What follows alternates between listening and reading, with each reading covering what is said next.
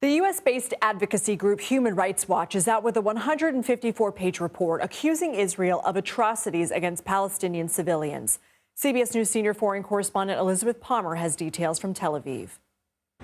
The report is called Hopeless, Starving, and Besieged, and it alleges that Israel has committed war crimes against the Palestinians in Gaza.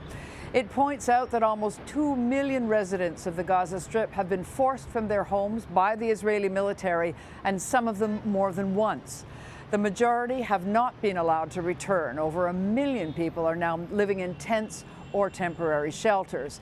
But even if they could go home, there's a good chance they'd find their houses in ruins. 60% of buildings in Gaza have either been damaged or flattened by fighting or bombing.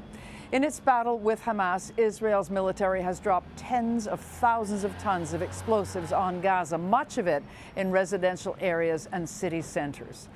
The Human Rights Watch report points out that humanitarian law says an occupying power that evacuates people for a military reason then has to keep them safe.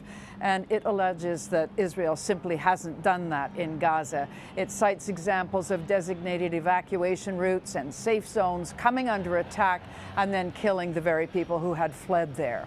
The report also offers evidence that the tight blockade of Gaza has led to a humanitarian catastrophe that amounts to collective punishment, something that is illegal under the internationally recognized rules of war.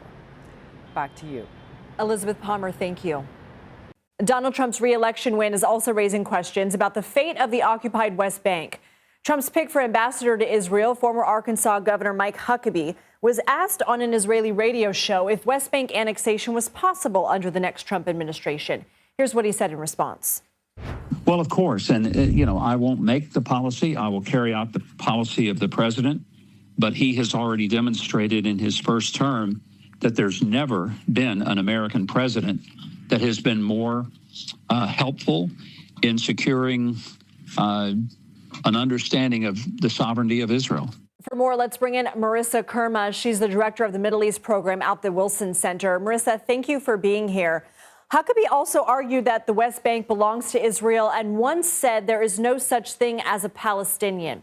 Is that a departure from current U.S. policy?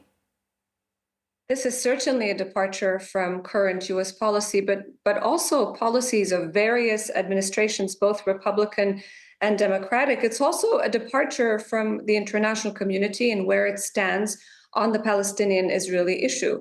The settlements that have expanded, particularly in the last year, and under Bibi Netanyahu's rule in the last 10 years, are deemed illegal under international law. And that is a position that many governments around the world uphold. And once again, the United States has always been steadfast in criticizing Israel for settlement expansion as well as illegal outposts, and has upheld the two-state solution as the only path forward to resolve the Palestinian-Israeli conflict. So it's certainly a departure from U.S. policy. What was the U.S. position on West Bank settlements during the first Trump administration, and what does his first administration tell us about a potential second? Well, there was a slight departure there also with regards to settlement activity.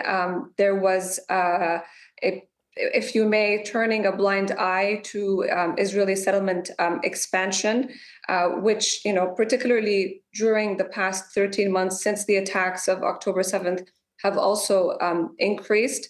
And if this is going to inform the next administration and what the next White House will do, then this is going to make many people nervous across the region, but particularly key U.S. allies in the GCC and in the Arab world, who continue to uphold the Arab Peace Initiative that promises normalizing relations with Israel if and only if Israel's occupation of Palestinian territory ends and there's a path created for a Palestinian state. Merissa Khurma, thank you. Thank you for having me.